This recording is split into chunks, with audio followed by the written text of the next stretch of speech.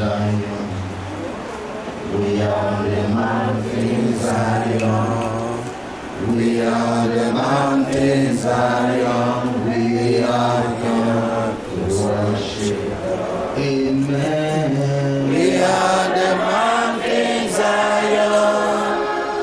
We are the mountain Zion. We are the mountain Zion. We are here to worship God. We are on the mountain Zion. We are on the mountain Zion. We are on the mountain Zion. We have come to worship. Hallelujah. We are the mountain Zion.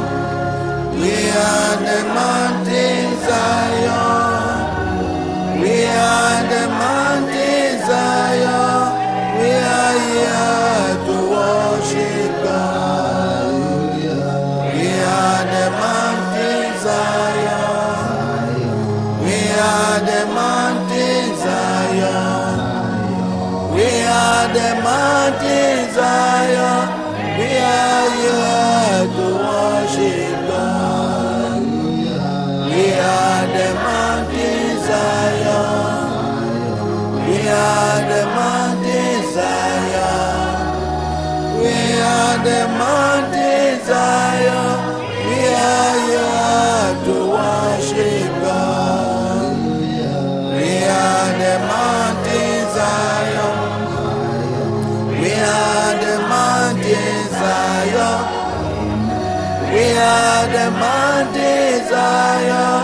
We are here to worship God. Amen. Amen. Good morning to every one of us. Je vous dis bonjour à tout le monde. I am happy that God Je suis content parce que Dieu est en train de faire de nouvelles choses et vous êtes l'un de ces gens qui sont des bénéficiaires. Le Seigneur a décidé de vous utiliser et vous a sélectionné dans cette compagnie. Et je prie que vous soyez fidèles à Jésus. Vous allez faire à Dieu ce qu'il vous a appelé à faire.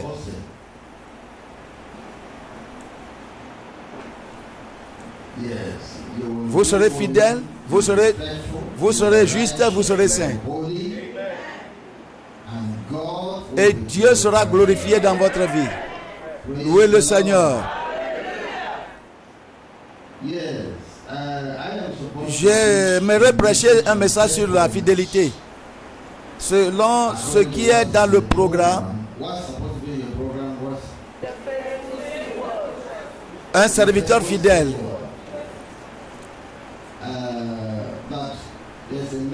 Mais il y a un message que le Seigneur a mis dans mon cœur depuis pour que je vous donne ça. J'ai prêché ce message quelque part et je vais prêcher ce message à vous maintenant. Ça sera la 4e fois. Et je suis sûr que vous serez bénis.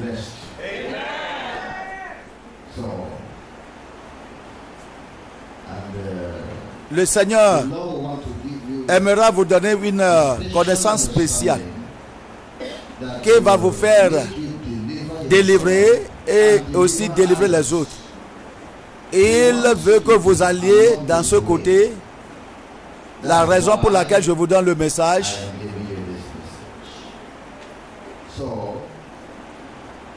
le message, c'est le siège satanique contre les églises dénominationnelles. Le siège satanique, le blocage, la prise satanique, ou bien l'emprise satanique contre les églises dénominationnelles.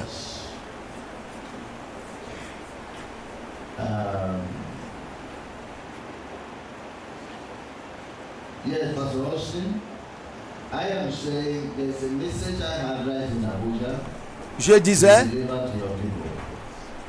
And I qu'il y a un message que j'ai donné à Abuja et que j'aimerais donner à ce peuple aujourd'hui.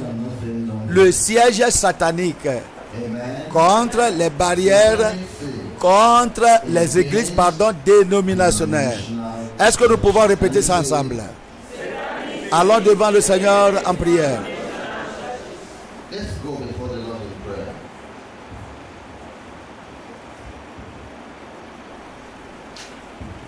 Dites au Seigneur d'ouvrir vos yeux.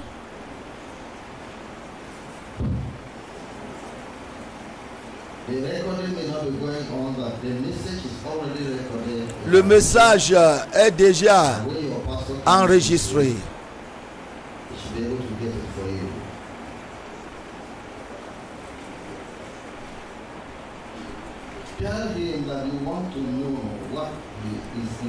Dites au Seigneur que vous voulez connaître ce qui est dans sa pensée.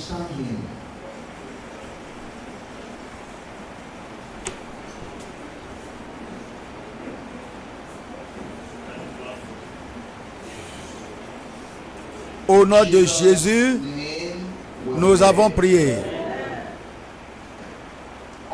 Dieu Tout-Puissant, nous te remercions pour ce message que tu nous envoies. Père divin, les gens qui écoutent ce message sont peu, mais l'effet sera grand. Et nous demandons que ce message va inspirer les gens à faire des grandes œuvres pour toi au nom de Jésus. Nous bénissons ton nom parce que tu nous as exaucés. Parle et que nous soyons à l'écoute. Au nom de Jésus, nous avons prié. Amen. Le siège satanique contre les églises dénominationnelles.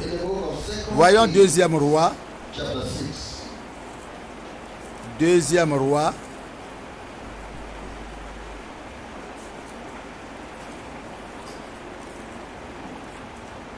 Deuxième Roi chapitre 6.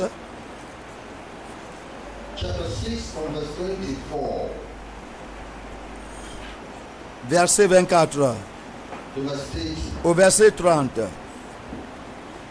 Après cela,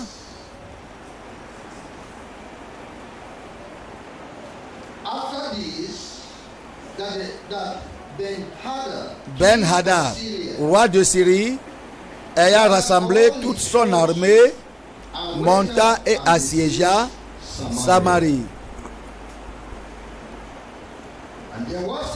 Il y eut une grande famine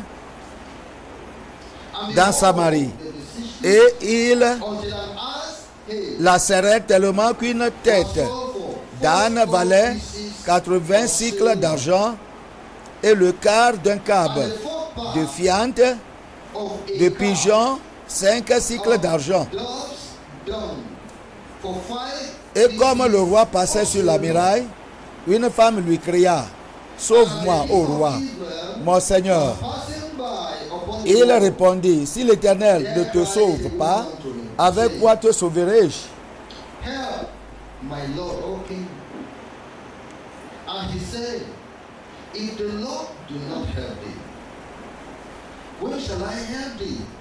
Avec le produit de l'air ou du pressoir. Et le roi lui dit: qu'as-tu? Elle répondit: cette femme-là m'a dit, donne ton fils.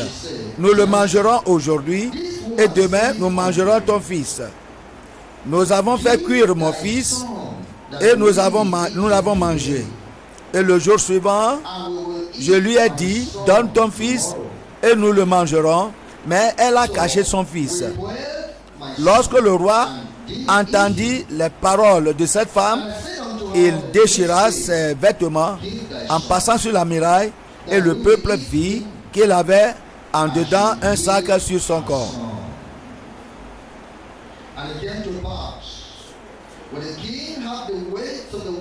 du verset 24 jusqu'à 30.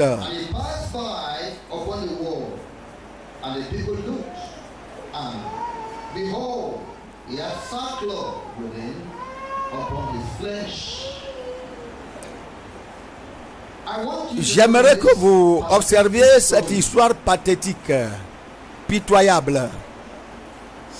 Samarie est la capitale du royaume du nord d'Israël. Ben-Hadad était le roi d'Assyrie en ce temps-là. Et ce roi, étant puissant, a décidé de se lever contre Samarie et de la capturer. Ce qu'il avait fait, c'est les cités de cette jour-là étaient clôturées. Et Samarie savait que la ville de Samarie était clôturée. Et les portes étaient fortifiées.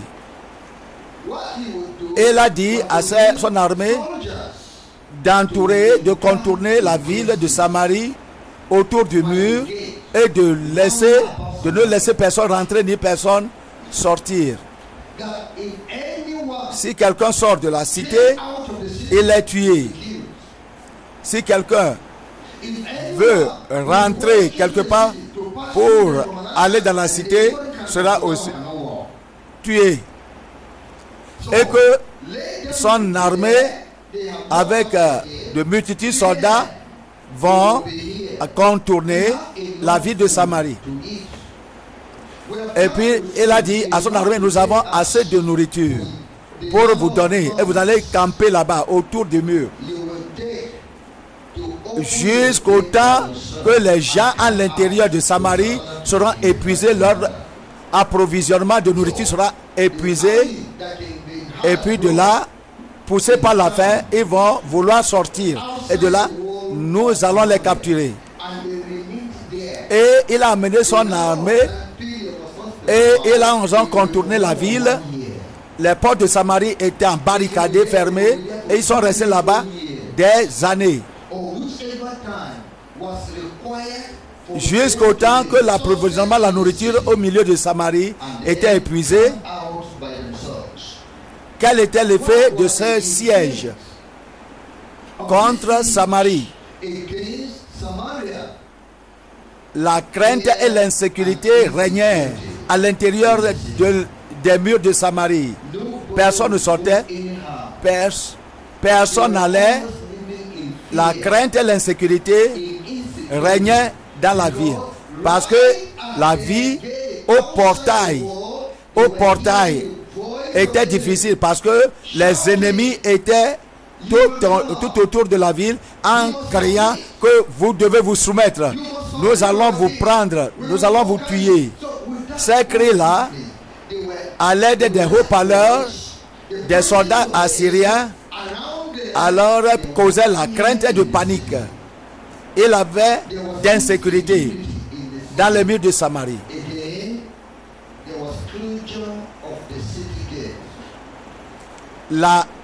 Les portails étaient barricadés parce qu'il y a des ennemis à l'extérieur du portail. Personne ne pouvait ouvrir les portails pour que les gens sortent, les portes pour que les gens sortent. Si quelqu'un ose sortir, les ennemis vont les capturer. Les portes étaient fermées.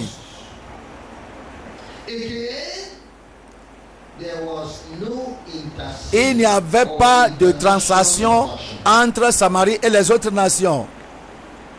La ligne de transaction est coupée. L'approvisionnement venant de l'extérieur est coupé.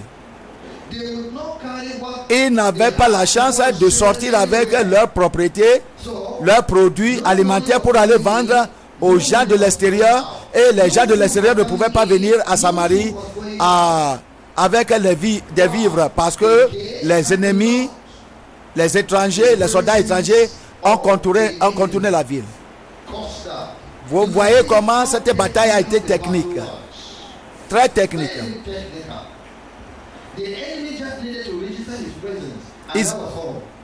Ils étaient là-bas des années et il avait de soutien personnel dans la ville. Toute la ville a été sous siège.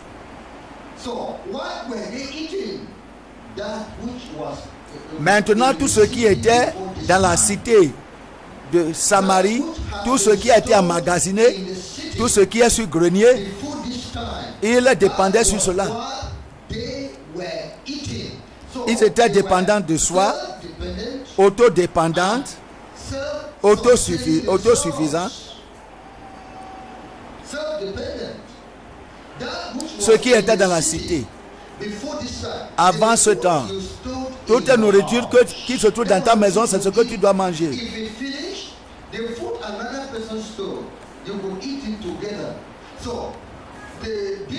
Maintenant, le commerce qui se faisait là-bas dans la ville était seulement le changement de nourriture. Il n'y avait pas d'approvisionnement suffisant. Les choses ont commencé à s'épuiser.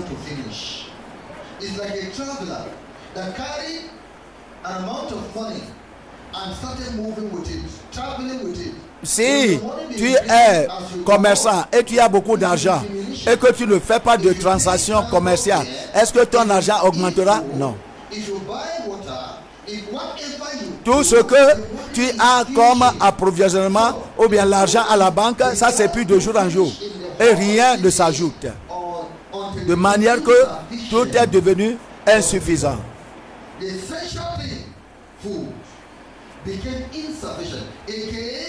Il y a également la famine. Il n'avait pas de nourriture encore. Après un moment, les gens n'ont pas de quoi manger. Les enfants, les femmes, les adultes et les hommes. Il y a tout frappé par la famine. Ils ne pouvaient pas sortir. Il n'y avait pas pratiquement de nourriture. Jusqu'à ce qu'on nous a fait comprendre que une tête d'âne valait 80 cycles d'argent. Ce qui veut dire la tête d'une vache qui se vend, c'est 1 million ou bien 2 millions de francs CFA. Et le quart d'un cab de fiente de pigeon, 5 cycles d'argent. Si on convertit ça, c'est comme 50 000 un pigeon. Si tu trouves des pigeons à manger du tout, tu vas payer jusqu'à 50 000 pour un petit pigeon. Ce qui veut dire que la famine sévissait dans le pays à cause du siège. De manière que les gens ne trouvaient pas manger, ils ont décidé de pratiquer le cannibalisme. C'est-à-dire se nourrir de la chair humaine. Car c'est la chose qui restait pour la survie.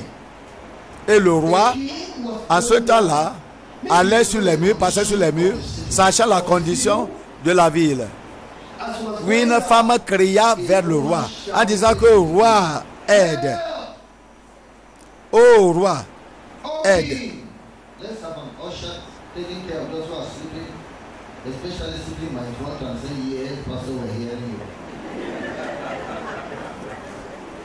Maintenant, aide, au secours. Oh roi, au secours. Vous connaissez l'état de la cité. Et le roi disait que c'est pour tout le monde. Vous connaissez, moi-même je suis inclus.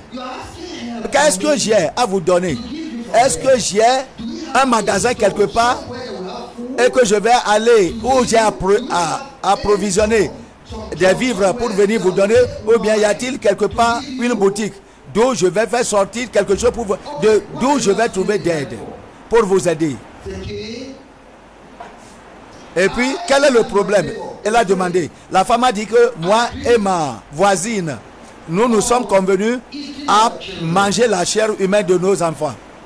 nous nous sommes convenus que au départ, je vais envoyer mon fils et nous allons manger, et le second jour, lui va présenter son fils. Maintenant, selon notre accord, j'ai envoyé mon enfant, nous avons mangé, et maintenant c'est à son tour d'amener son fils, et puis elle est partie cacher son fils.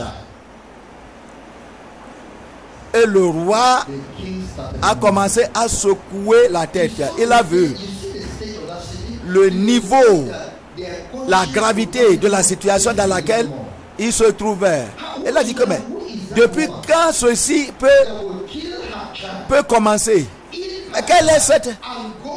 Maintenant, le cannibalisme est devenu pratique à cause de la famine, de manière que les femmes n'ont pas eu honte de confesser, et même de confesser publiquement, au lieu de craindre ce qu'elles ont fait.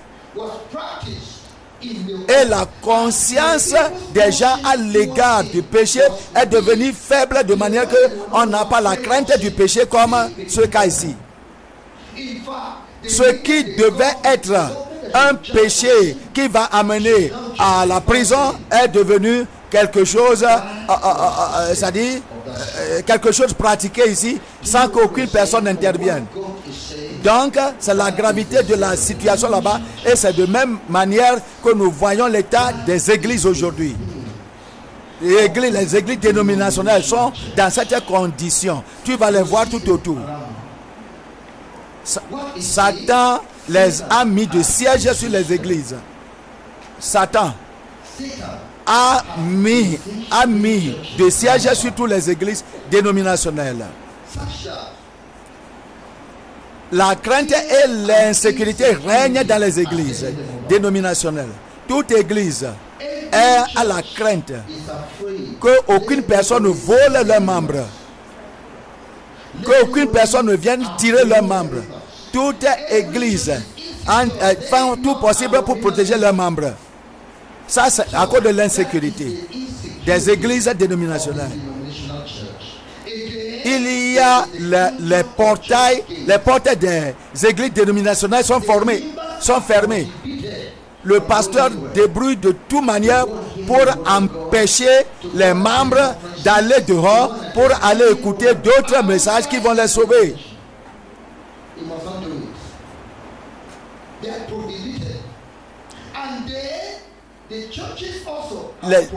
Les églises aussi ont défendu à d'autres prédicateurs de venir pour les aider dans la cité, dans leur église, pour prêcher l'évangile sur leur pupitre. Et il y a d'autres qui disent que personne ne doit, un étranger comme personne ne doit venir dans notre église pour prêcher sur notre pupitre. Tout le monde a peur.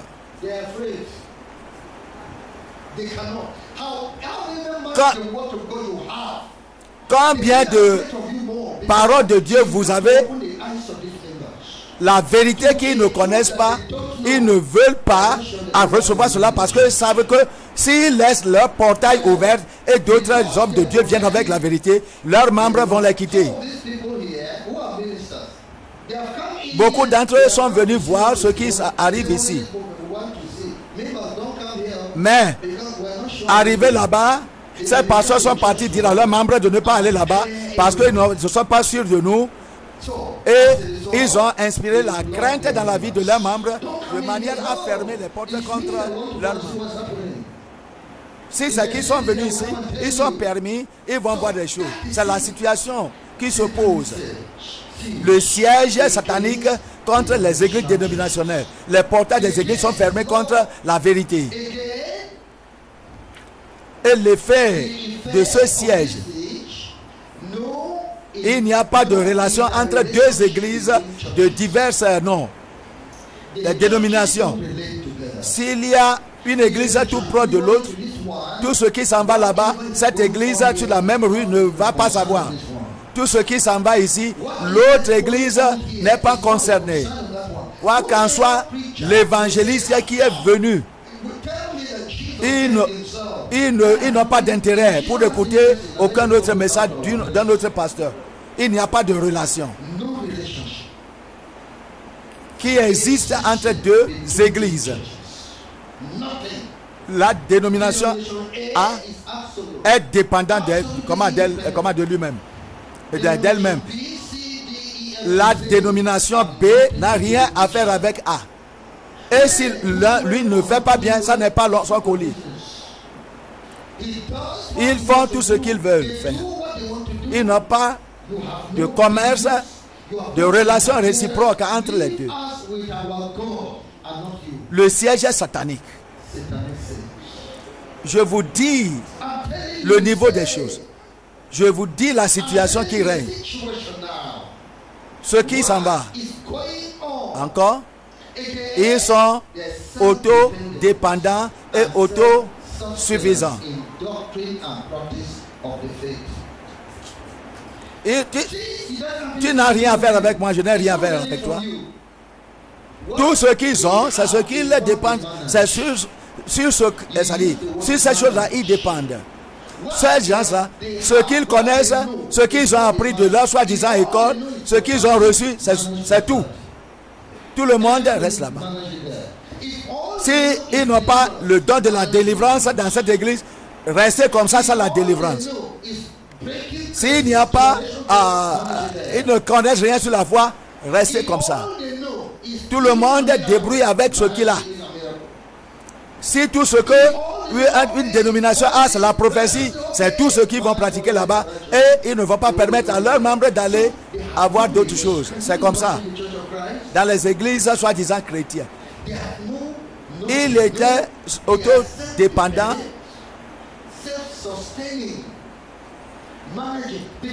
Il ne veut pas importer d'autres choses qu'il n'en possède pas. Comme nos pays font. Et ils n'aimeront pas que quelqu'un d'extérieur qui n'est pas leur membre prêche sur leur pupitre.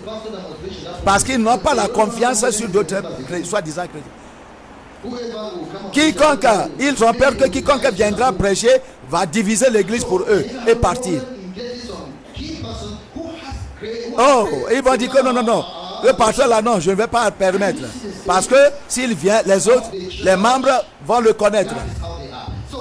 Ils continuent avec le peu de connaissances qu'ils disposent. Et puis, il y a maintenant l'épuisement de la provision spirituelle pour les membres de l'église. Les membres n'ont pas assez. Ils continuent à débrouiller avec ce que le pasteur la dispose. Il ne peut pas aller importer. Et le pasteur même les rassure que c'est ce qu'ils ont, ça va les conduire au ciel. Il y a la faim et la mort là-bas, dans ces églises.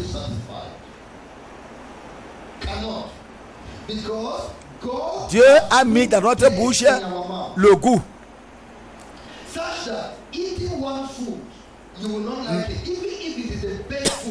Et même si ta maman ou bien ta femme prépare la bonne nourriture, le goût que Dieu nous a donné, demande que tu vas dehors et tu manges également à part de ce que tu manges à la maison. Est-ce que ta maison peut pourvoir la mangue, tous les fruits? Non, il n'y a aucune maison qui peut pourvoir. De manière que ce n'est pas ce que tes parents pourvoient qui seront suffisants pour toi jusqu'à la fin de ta vie. Et tu aimeras acheter d'autres choses en sortant et manger. Mais ces églises, on les a défendues d'acheter dehors.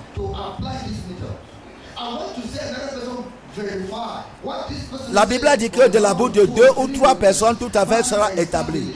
Mais aussi longtemps que vous ne faites pas des recherches pour chercher à écouter ce que les autres ont, les membres ne seront jamais suffisants. Et ils ont faim. Des fois,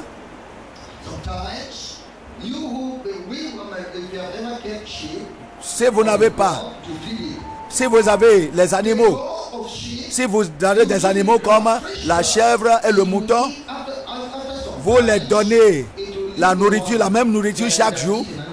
Des fois, le temps arrive, vous-même les donnez la nourriture que vous les donnez. Ils ne vont pas prendre ça ce jour-là. Ils vont commencer à crier, chercher d'autres choses. Pourquoi? Et vous vous posez la question, pourquoi la chèvre a crié? Mais voici l'herbe verte que je t'ai donnée. Non. Ils veulent avoir d'autres herbes. Ils veulent avoir d'autres pâtures. Donc, le cœur des membres de ces églises sous siège commence à désirer d'autres choses fraîches. Alors, qu'est-ce que les compagnies font? Si les compagnies produisent des produits qui produisent machin pour nous, ils produisent ça. Après un moment, ils vont changer la couverture. Ils vont changer le contenu pour pouvoir promouvoir le business de plus. Un nouveau commandement, je vous donne. Jésus a dit, le nouveau commandement est l'ancien commandement. Seulement, je suis en train de réaménager ça pour que ça attire les gens. Les églises doivent amener de nouvelles choses. De nouvelles choses. De nouvelles choses. Le lait qu'on produisait dans l'Antiquité peut être le même lait, mais quand même, ils ont changé le contenu et ils ont changé la couleur pour attirer les gens. C'est comme ça. Et Dieu n'a rien à faire avec la dénomination. L'église de Dieu est une seule église. Mais voilà une église qui est fermée et les pasteurs donnent la même chose, la même nourriture, la même personne. Il n'y a pas d'autre personne qui vient prêcher là-bas parce qu'ils ont peur de tout le monde. Satan vraiment est technique. Ils ne savent pas que leur siège, il y a un siège sur leur église. Ils ne savent pas que c'est l'ennemi qui est en train de faire cela et ils croient qu'ils sont trop sages. C'est l'ennemi qui les bloque, qui bloque les membres de ne pas chercher à relier avec les autres. Ce qui est dedans maintenant cause la famine. Il n'y a pas de vrai évangile là-bas encore. Il n'y a rien de nouveau. Il n'y a pas de révélation. Il n'y a pas de miracle. Il n'y a pas de choses qui peuvent susciter la foi. Il n'y a pas de guérison. Il n'y a rien. Ils sont fermés là-bas. Et à cause de cela, beaucoup sont partis pour chercher la puissance satanique pour venir ensorceler les membres. Il n'y a rien de nouveau.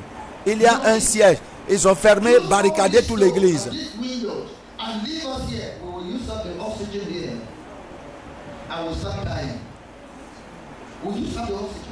Beaucoup ont utilisé tout ce qu'ils ont déjà. Dieu les a donnés. Et maintenant, ils sont devenus mécaniques. Et là, maintenant, la sorcellerie qui est en train de prendre racine dans l'église. Les péchés pratiques. Comme ces gens ont commencé à manger la chair humaine, ces femmes. C'est comme ça qu'il y a la pratique de la sorcellerie maintenant dans ces églises. Il y a l'idolâtrie, vrai. Il y a la sorcellerie. Il y a la méchanceté. Il y a tout péché imaginable que tu pouvais penser. Ça commence à développer. Et l'homme de Dieu lui-même, tout son enseignement, il voit que les gens ne sont pas intéressés encore en ce qu'il dit. Alors il va sortir secrètement pour serrer la main avec Satan et avoir les puissances diaboliques. Il n'y a rien de frais dans le message du pasteur, dans la démonstration du pasteur. Toute chose est sous siège. C'est ce qui s'en va dans plusieurs dénominations. Qui a dit à l'homme que lui seul peut bâtir une église de Christ. Qui l'a trompé? Une seule personne a écrit la Bible. Une seule personne a écrit la Bible. Quoi qu'en soit la connaissance. Est-ce que Paul l'apôtre seul a bâti l'église? Non. Dieu a suscité les autres, mais ces pasteurs ont bloqué les autres, qui sont meilleurs plus que eux-mêmes. La révélation de Dieu qui donne le réveil du dernier moment, ils ont dit qu'ils n'en veulent pas. Qu'ils n'ont rien à faire avec ça. C'est un siège dénominationnel. C'est la même situation avec l'église anglicane, baptiste et tous les autres. Église avec église et quoi? On ne va pas parler de catholiques.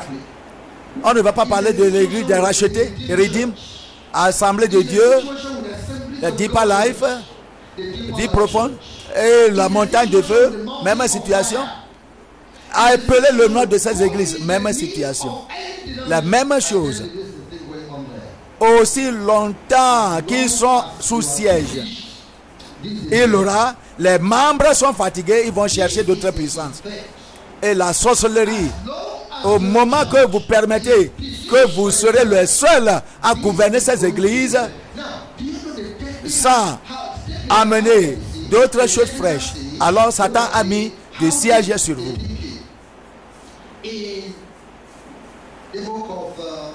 Ésaïe 65.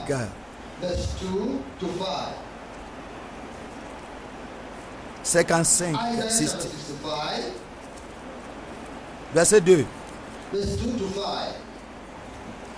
J'ai tendu mes mains tous les jours vers un peuple rebelle qui marchait dans une voie mauvaise au gré de ses pensées.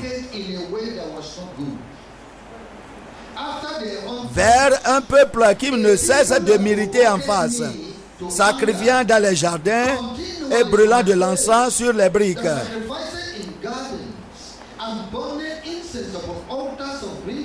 Qui fait des sépulcres sa demeure et passe la nuit dans les cavernes, mangeant de la chair du porc et ayant dans ses vases des mains impures. Verset 5. Lisons ça ensemble. Qui dit: retire-toi, ne m'approche pas, car je suis saint. De pareilles choses, c'est une fumée dans mes narines. C'est un feu qui brûle toujours. Comment était-il mis sous siège? Le diable nous a dit que nous sommes des gens spéciaux. Nous sommes des gens saints. Une église sainte. Nous n'avons rien à faire avec aucune. Personne ne peut venir dans notre église pour venir prêcher à nous. Nous connaissons tout. Quelle autre église vous allez? Est-ce qu'il y a une autre église comme la nôtre? Quel autre message vous allez écouter? Y a-t-il un autre pasteur plus que notre surintendant général, surintendant, ou bien notre grand pasteur? Où est-ce que vous allez? Le diable, en voyant l'orgueil, les a mis sous couvert. Il n'y a rien de spiritualité encore avec eux. Dieu a dit que j'ai tendu ma main tous les jours vers un peuple rebelle. Il ne savait pas que la rébellion les a saisis. Qui marchait dans une voie mauvaise. Il ne savait même pas qu'il marchait dans la mauvaise voie. Au gré de ses pensées, il ne voit pas que leur vie, ce qu'ils font, c'est d'après leurs pensées. Il a dit, vers un peuple qui ne cesse de m'irriter en face. Il ne sait pas qu'il provoque Dieu à colère, sacrifiant dans les jardins et brûlant de l'encens sur les briques. Il ne sait pas. Le Seigneur dit qu'ils font d'autres choses occultes, même dans l'église. Qui fait des péchés pour que ça demeure. Et ils disent qu'ils sont saints et à cause de cela, ils n'ont rien à faire avec d'autres pasteurs, d'autres hommes de Dieu à qui Dieu a donné les dons. C'est un siège. Un siège technique satanique. On a dit que l'orgueil va devant la chute. Vous voyez beaucoup d'églises. Satan les a donné l'orgueil. Satan les a donné l'orgueil. Leurs portes sont fermées. Personne ne bouge. Et ils ont dit à leurs membres de ne rien faire avec les autres chrétiens. Il n'y a pas de visitation fraîche de Dieu au milieu d'eux. Et ce qu'on amène, même voulant les aider, et ils ont méprisé cela. Et ils descendent graduellement dans le chaos. Voyons Marc. Marc 7. Verset 6 au verset 9. Jésus leur répondit: hypocrite, Ésaïe a bien prophétisé sur vous, ainsi qu'il est écrit. Ce peuple m'honore des lèvres, mais son cœur est éloigné de moi. C'est en vain qu'il m'honore en donnant des préceptes qui sont des commandements d'hommes. Vous abandonnez le commandement de Dieu et vous observez la tradition des hommes. Il leur dit encore, vous anéantissez fort bien le commandement de Dieu pour garder votre tradition. Vous anéantissez fort bien le commandement de Dieu pour garder votre tradition. Verset 13. Annulant ainsi la parole de Dieu par votre tradition que vous avez établie, et vous faites beaucoup d'autres choses semblables, similaires. Tradition. Ils observent maintenant. Ils ont beaucoup d'autres choses qu'ils font dans les églises maintenant qui n'ont rien à faire avec Dieu. Beaucoup de pratiques qu'ils ont importées. Ils disent à leurs membres, c'est la manière dont vous devez aller. C'est le Seigneur, c'est ce que vous devez faire. Mais ce sont les traditions d'hommes. Si quelqu'un dit qu'il est chrétien, il doit faire ça comme nous l'avons dit. Et non pas ce que Dieu a dit, mais les traditions. Et ils introduisent ces choses dans leur église. Établis et font des annonces. Toute église qui est sous eux, qui ne font pas ceci, ils les disciplinent. Toute autre église qui ne font pas leur doctrine, pratique leur tradition, alors n'est pas reconnue par eux. Et ceci est devenu du siège.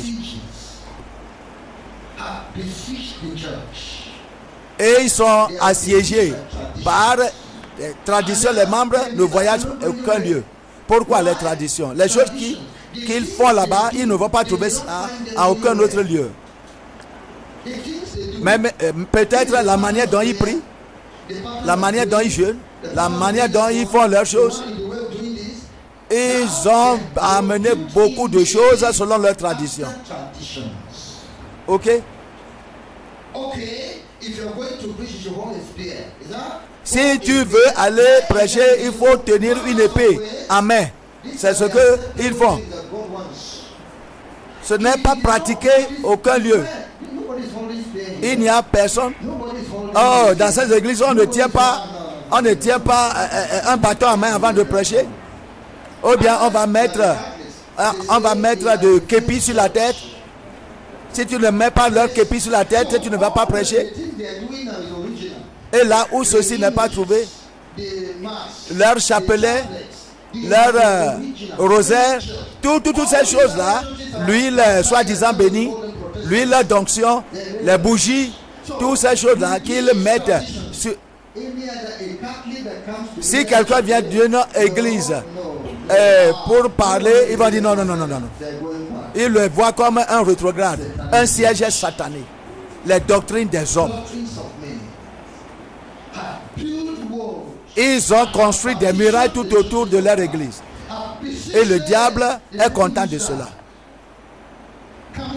Les doctrines qui viennent à cause de l'orgueil de l'homme, à cause des traditions des hommes, ont bloqué et enlevé les commandements de Dieu. Voyons Matthieu 23. Matthieu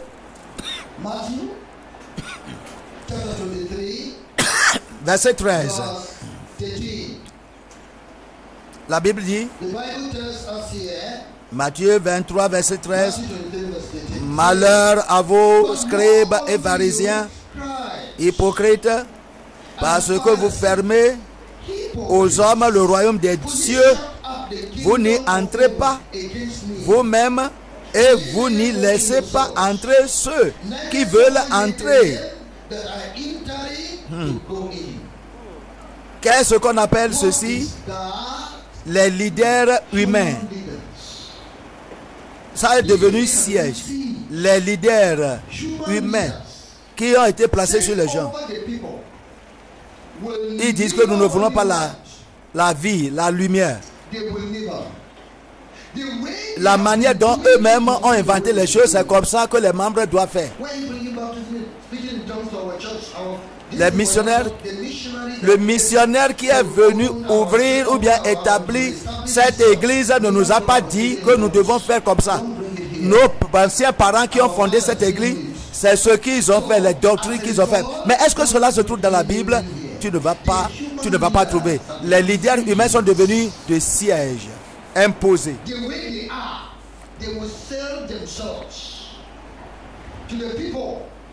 Et c'est eux qui sont au contrôle. Et Jésus dit, je ne veux pas ces églises. Ces dirigeants ne connaissent pas Dieu. Ils ne connaissent pas Dieu. Ils ne le connaissent pas. Et ils vont promulguer les lois qui vont empêcher les lois promulguées par eux, disant que ceux qui n'ont pas passé par ici, observer cette tradition, n'iront pas au ciel. C'est ce que nous devons faire. Et par suite, les membres, à cause de la crainte, ne peuvent pas sortir. Ils sont gardés dans ces portes fermées. Nous parlons du siège satanique contre les églises dénominationnelles. Est-ce que toutes ces choses-là, est-ce que Jésus les regarde? Non. Ils sont pour eux-mêmes. Voyons. Jean 9. Jean 9, 18.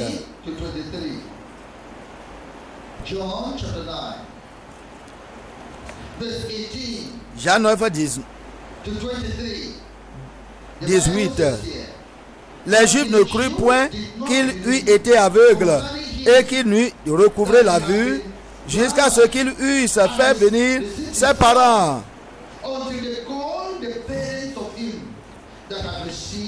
Et ils les interrogèrent, disant, est-ce là votre fils que vous dites être né aveugle? Comment donc voit-il maintenant? Ses parents répondirent, nous savons que c'est notre fils et qu'il est né aveugle. Mais comment il voit maintenant ou qui lui a ouvert les yeux, c'est ce que nous ne savons. Interrogez-lui lui-même. Il a de l'âge. Il parlera de ce qui lui concerne. Vous pouvez voir la raison pour laquelle ils ont parlé ainsi. Verset 22. Ses parents dirent cela parce qu'ils craignaient les Juifs. Car les Juifs étaient déjà convenus que si quelqu'un reconnaissait Jésus pour le Christ, il sera exclu de la synagogue. Il sera exclu de leur église.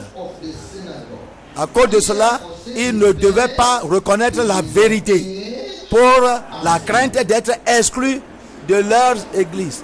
Les gens humains utilisent leur sagesse contre Dieu. Les parents,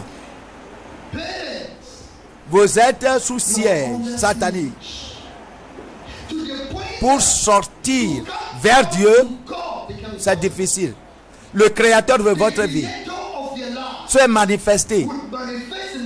Il a manifesté sa puissance et sa miséricorde. Mais les gens ont peur des dirigeants humains dénominationnels. Et à cause du siège satanique, la puissance du siège, les parents savaient que c'est Jésus qui a ouvert les yeux de leurs aveugles nés enfants. Ils connaissaient. Est-ce que ce n'est pas une bonne chose que le Seigneur les a montré cette miséricorde? Et c'est eux qui amènent cet enfant 40 ans, né aveugle, pour aller uriner, pour aller chier, pour aller faire tout chose. L'enfant ne pouvait pas voir. Il est devenu 40 ans, il ne pouvait pas voir. Tout ce que cet enfant a fait depuis le commencement est par ses parents.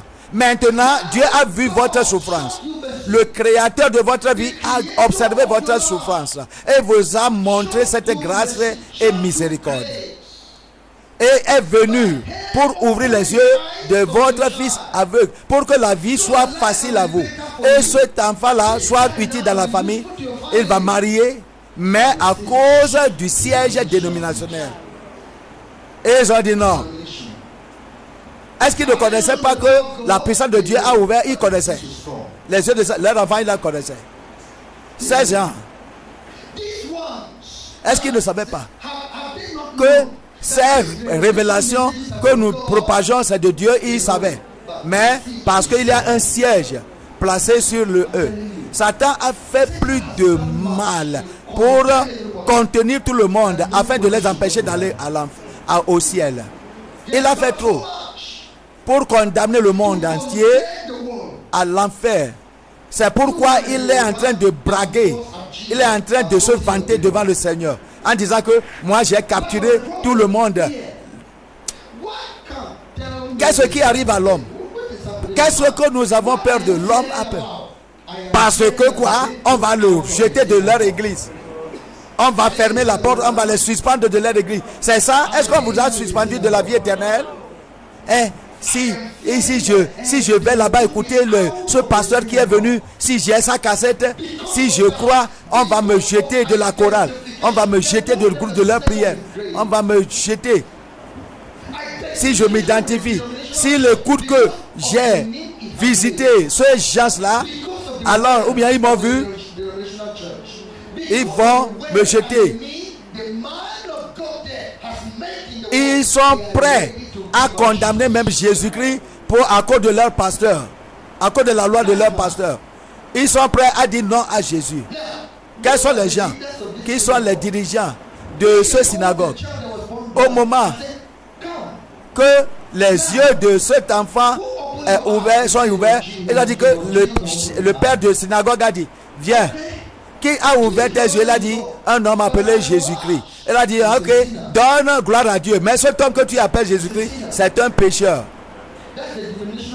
Ça, c'est l'homme, le dirigeant dénominationnel qui utilise son autorité sur l'homme et il défie Dieu. Et beaucoup de gens font aujourd'hui. Nous ne voulons pas cette révélation. C'est faux. Il n'y a rien comme ça qui peut arriver. Il défie Dieu. Jésus-Christ est pécheur. L'homme qui est né aveugle a dit, depuis que j'étais né et je viens dans cette église, je n'ai jamais écouté quelqu'un aveugle né jusqu'à 40 ans et quelqu'un a ouvert ses yeux et c'est un pécheur qui a ouvert les yeux d'un autre pécheur. Non, je n'ai jamais entendu.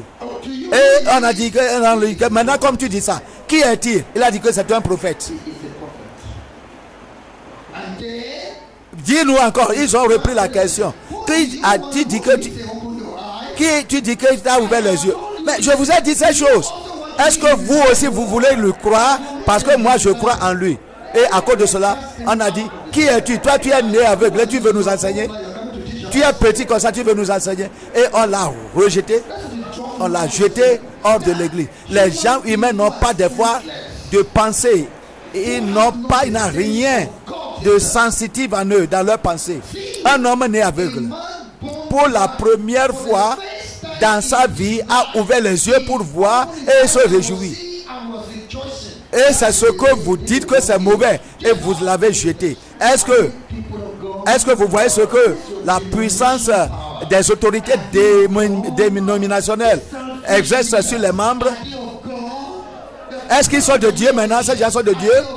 Que Jésus a fait quelque chose de bon? Mais ils ont condamné ce que Jésus a fait de bon. Est-ce qu'ils sont de Dieu? Répondez. Non, ils ne sont pas de Dieu. Pourquoi? Donc, vous vous vendez à eux. Pourquoi vous restez sur place écoutant les mêmes choses? Écoutant les mêmes choses et que vous n'êtes pas préparé. Votre vie est remplie de péchés. Mais vous allez à l'église chaque jour. Vous jeûnez, vous priez. Mais il n'y a pas de changement dans vos vies. Avec toute miséricorde que le Seigneur vous a montré, avec le pardon que Dieu vous a donné à cause de vos péchés, le changement de vie. Et maintenant, il a enlevé les écailles de vos yeux pour que vous voyez bien que le Seigneur vous aide à comprendre la vérité. Je parle du siège satanique. 3e Jean. Troisième Jean. Verset 9 à 11. 3 Jean 9 à 11. J'ai écrit quelques mots à l'église, mais Diotrephe, qui aime à être le premier parmi eux, ne nous reçoit point. Verset 10. C'est pourquoi, si je vais vous voir, je rappellerai ces actes qu'il commet en tenant contre nous de méchants propos. Non content de cela, il ne reçoit pas les frères et ceux qui voudraient le faire, il les empêche et les chasse de l'église.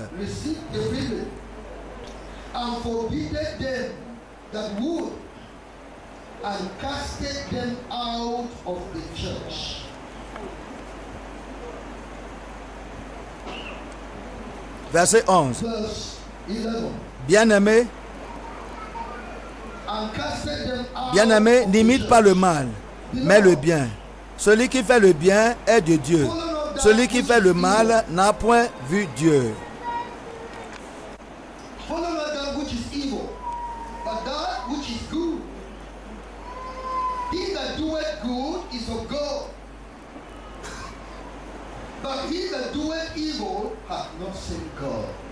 C'est l'apôtre Jean.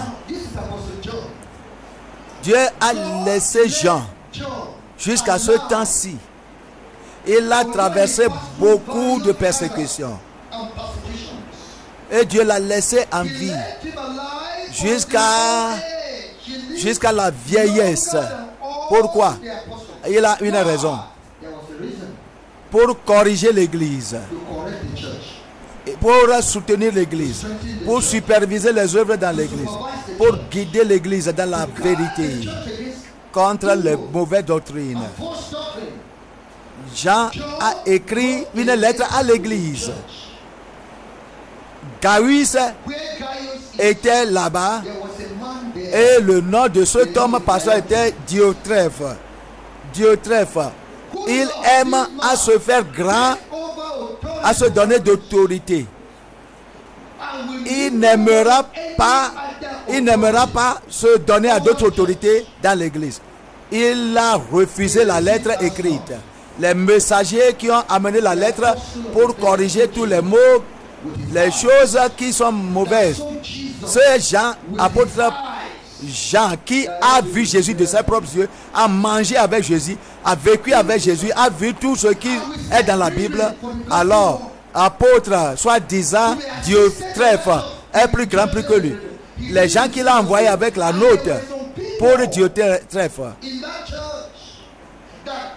Diotrephe les a résistés. Et il y a des gens qui ont vu ça et ont vu que cet homme qui nous envoie la lettre, les gens là sont fidèles. Mais Diotrephe a changé, a bloqué son église et a renvoyé les missionnaires envoyés par Jean. Et puis les membres qui veulent se donner pour écouter ce message, alors ont été disciplinés dans l'église. Dieu est à quel côté maintenant? Vous-même jugez. À côté de Jean l'apôtre ou bien de l'apôtre soi-disant Diotrephe? Quelle autorité des deux est juste? Et qui est juste sur l'église? Est-ce que c'est l'autorité de Jean ou bien l'autorité de Diotrephe? C'est l'autorité de Jean. Si Dieu est à côté de Jean, pourquoi vous avez craint de venir s'associer avec Jean? Mais pourquoi vous avez peur de la discipline de Diotrephe, de la colère de Diotrephe? Qui est Diotrephe? Diotrephe est celui. Pourquoi il vous discipline? Parce que Jean a instruit pour la gloire de Dieu dans l'église. Mais Diotrephe s'est opposé en disant qu'il est un évêque. Est-ce que tu appartiens au groupe de Diotrephe? Tu appartiens au groupe de Diotrephe, tu périras avec Diotrephe. Au moment que le Seigneur viendra et que le chef de l'église viendra, Les gens qui appartiennent au groupe de Diotrephe, comme disant ils sont chrétiens, seront disciplinés, seront condamnés. La crainte dans les églises. Je ne veux pas mon pasteur connaître. Tu es là-bas, tu es assis là-bas. Mais tu sais que les choses ne vont pas bien. La révélation, la vérité qui est prêchée, on t'a empêché les témoignages des autres. Vous n'écoutez pas. Jésus envoie. Il y a beaucoup de vérités. Vous ne voulez pas les voir.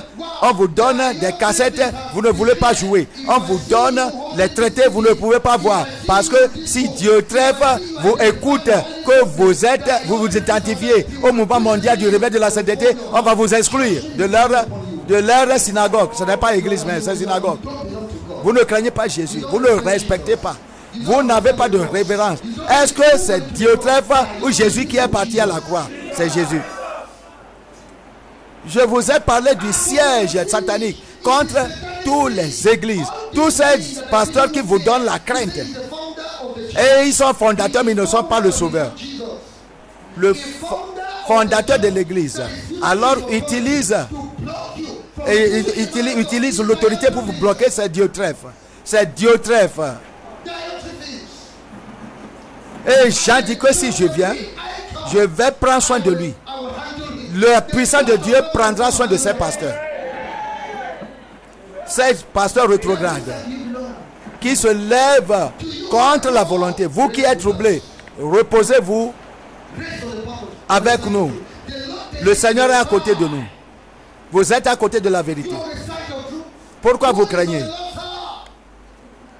Le Seigneur, dans ce message, cette révélation, ce message que vous écoutez, qui est à côté de Dieu? C'est vous. Qui est à côté de Dieu? En écoutant toutes ces choses. Si c'est comme ça, venez à côté du Seigneur. Ceux qui appartiennent à Diotrephe, il faut qu'ils restent avec Diotrephe. Le jugement viendra sur eux. Qu'est-ce que je dis? Je dis cela pour que vous ne preniez pas votre âme de grand prix pour vendre au Diotrephe.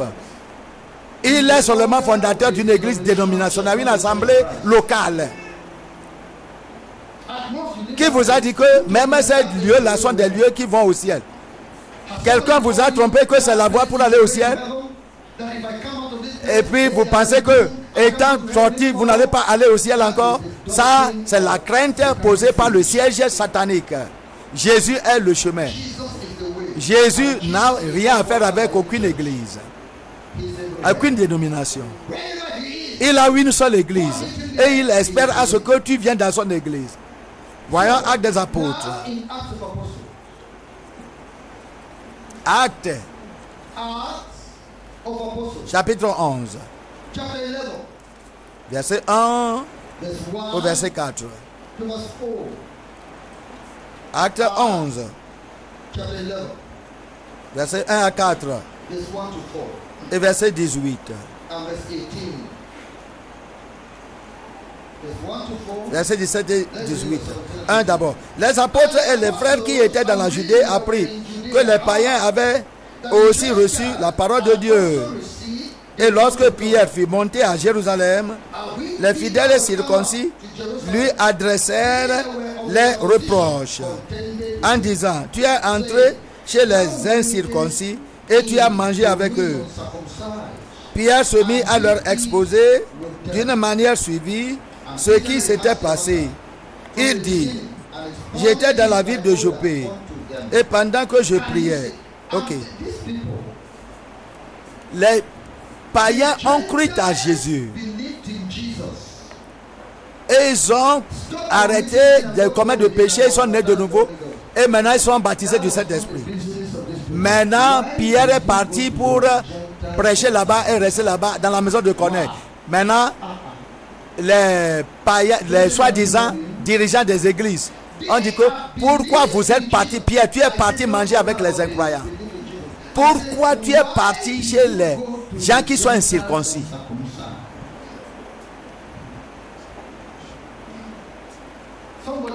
Quelqu'un a parlé d'un livre qu'il a donné, l'un de nos livres, à quelqu'un qui est converti. Et puis l'affaire est parvenue à l'autorité de son église. Elle a dit que quelqu'un est converti.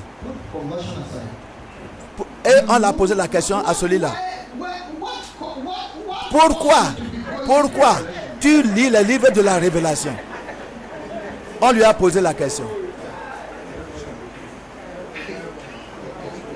Est-ce que vous écoutez ce que j'ai dit? L'affaire est dénominationnelle. Le siège est puissant. Et il dit qu'il ne croit pas en cette... Mais la cassette a converti quelqu'un. Pierre,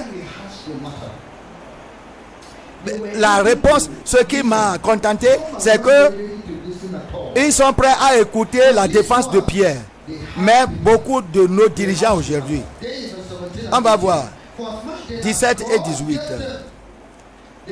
Or, puisque Dieu leur a accordé le même don qu'à nous qui avons cru au Seigneur Jésus-Christ, pouvais-je moi m'opposer à Dieu?